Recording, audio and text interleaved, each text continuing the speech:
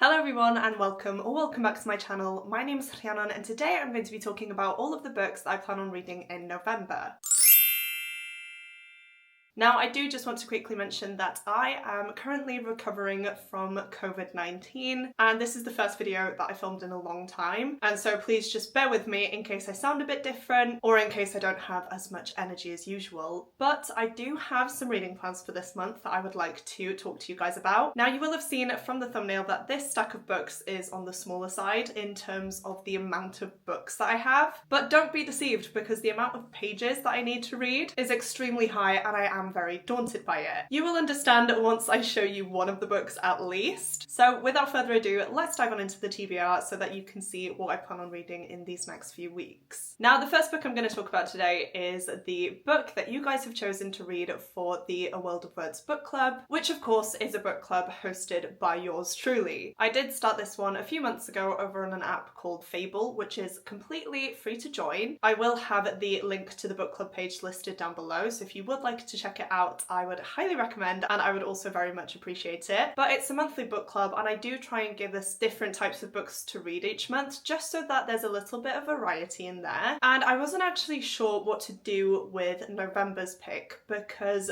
we are currently reading a very big book which I'm going to talk about next, and I've given us 6 weeks to read that one instead of a month, and so technically we only have 2 weeks of November to read the book club pick. So I did want it to be shorter. I did include a few thrillers on there, but this book is one that I've owned for years and I feel like it's finally time to read it. It is a booktube staple. It is The Night Circus by Erin Morgenstern, and even though it's not the smallest of books, I am very excited to finally be getting to this one. I've heard nothing but amazing things about this one throughout my years on booktube, which I believe is 8 years now, which is insane, and I'm embarrassed to say that I still haven't picked it up. I do have a really nice exclusive edition from Waterstones, though I will say it does have a bit of sun damage on it now, which is not great. I think it's the top, yeah, where you can see that there's some sun damage. So that's just how long it's been sat on my shelves, guys, which is embarrassing. I did, of course, put this as an option on the poll, and you guys came through and you did vote for it. So the A World of Words book club pick for November is The Night Circus. I honestly don't know too much about this book. All I know is that we are following 2 characters in this magical circus, and that is pretty much it. I do think there are magicians involved as well, actually, but we are set in 1886, and you guys know I do love a historical fiction novel, so that's definitely a good start. And yes, we do have a circus known as the Circus of Dreams. However, it's no conventional spectacle. Things aren't really as they seem, and it just says here, at the heart of the story is the tangled relationship between 2 young magicians, Celia, the enchanter's daughter, and Marco, the sorcerer's apprentice. At the behest of their shadowy masters, they find themselves locked in a deadly contest, forced to test the very limits of the imagination and of their love. That sounds really cool. It doesn't give too much away, and I've heard that this is a bit of a slower read, which ideally is not what I am wanting to read right now, but the, I guess, added pressure of it being a book club read is going to make me pick it up and give it a go, and I'm really excited to see what I think of it. I do just want to mention here as well that I do film spoiler-filled reading vlogs for all of the book club picks, so it makes sense to join the book club, read the books, and then see what I thought of them in the videos. And then the second book that I need to read this month, or rather the first to be honest, is Alchemized by Senlin Yu, which is the October A World of Words book club pick. I kid you not, guys, this is over 1,000 pages.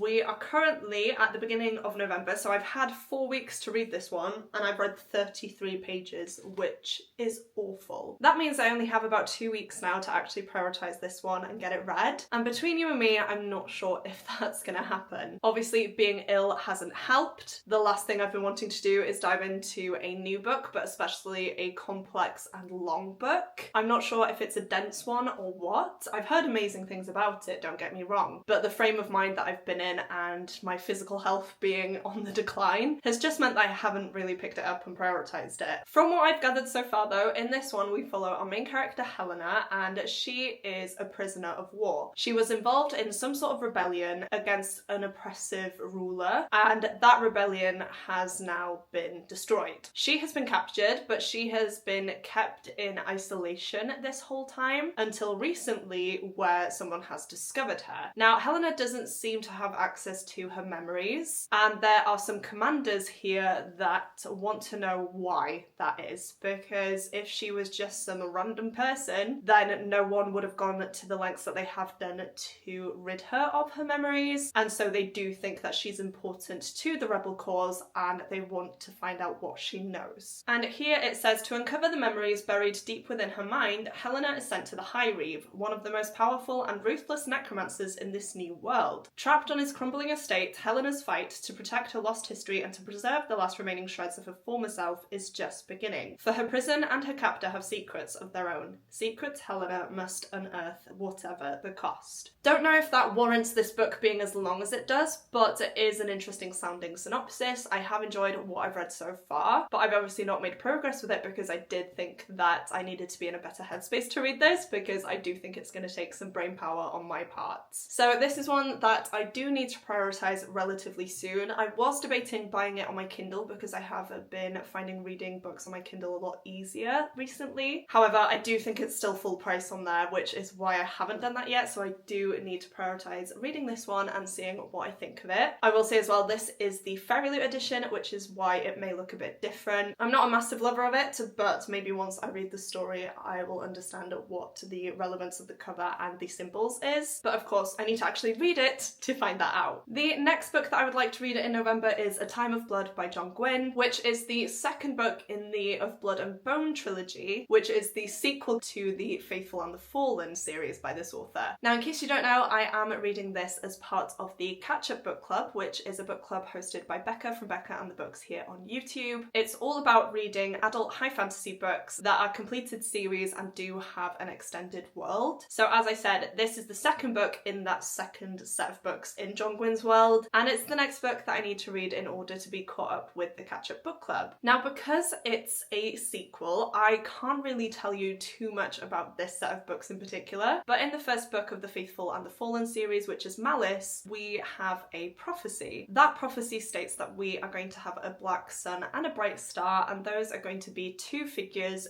who will either save the world or destroy the world. Now, this prophecy is one that's been passed down for thousands of years, and no one's really given any real credit to it. That is until things start happening that relate to the prophecy, such as giants emerging from their homeland, white worms roaming the lands, we have giant stones that leak blood, and kingdoms who are set on war. Those who can read the signs see a darkness that is anything unlike this world has ever seen before, and they are trying to come together to warn the rulers of this land that there is about to be a war to end all wars, involving both angels and demons and themselves, of course, and they need to decide which side they're on and, of course, back the bright star. However, it's not as simple as that, because we do have two people who believe that they are the bright star. One of them, of course, isn't. They are the black sun, but at the beginning of the series you don't know who is who, and so that first book series focuses on the characters that are involved in what's going on at that current point in time as they fight for what they believe is right and amass an army behind them to help them in their cause. Now, this book is set quite a few years after the events of the last book in The Faithful and the Fallen. We are following different characters, but essentially the plot is pretty much the same. If you've read that first quartet, you'll know what I'm talking about, but if you haven't, this probably isn't making any sense to you. But we do have characters that know of the events of The Faithful and the Fallen. We have some that were actually there, and the battle that they were involved in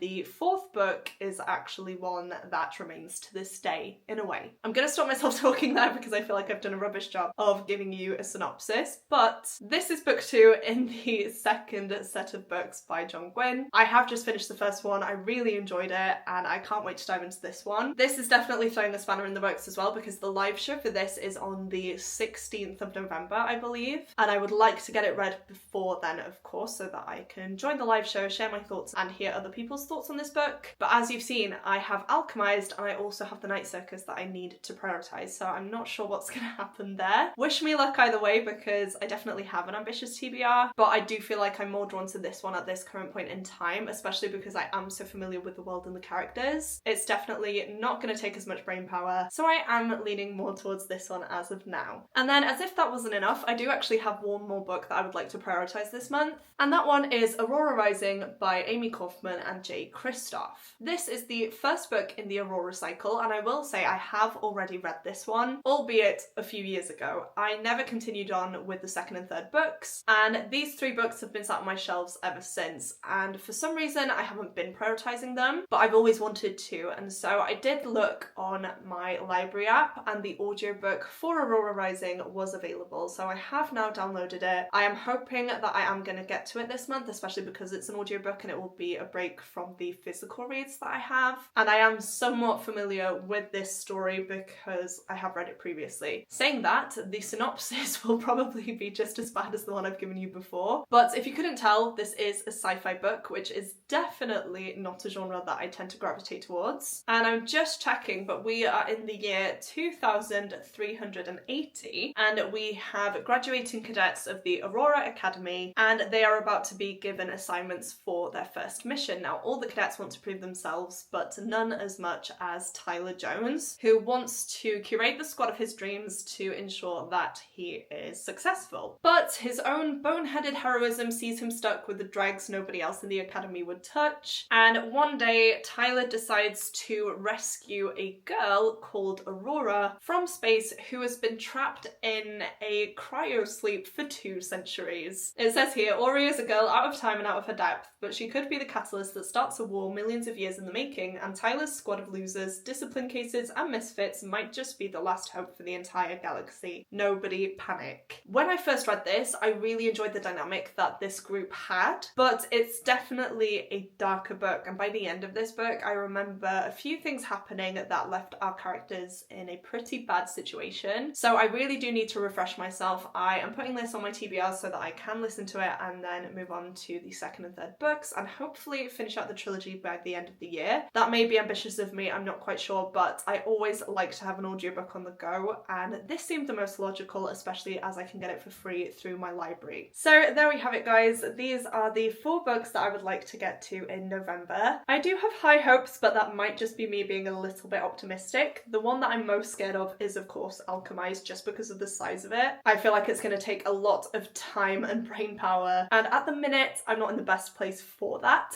but it is a book club pick, so I do need to prioritize it, and I'm just hoping that the other books are going to be some that I really enjoy and can fly through, because that would make my life a whole lot easier. Please let me know what you guys plan on reading in November down in the comments, and if you've read any of these books, please leave me your spoiler-free thoughts down there as well. If you have watched this video all the way through and would like to let me know that you're still here, please go ahead and leave me some space-related emojis down in the comments. I rarely pick up a sci-fi book, and so I feel like space emojis would be a little bit of a different one for me. I know I say it all the time, but seeing you guys comment the emoji of the video truly does mean the world to me. It blows me away that you guys watch these all the way through. So if you are still here but don't have anything particular that you would like to say, please go ahead and comment that now. As well as that, please don't forget to click the like button if you like this video and the subscribe button if you'd like to see more content from me. But that is it from me today, guys. Thank you so much for watching, and I will see you soon in my next video. Goodbye!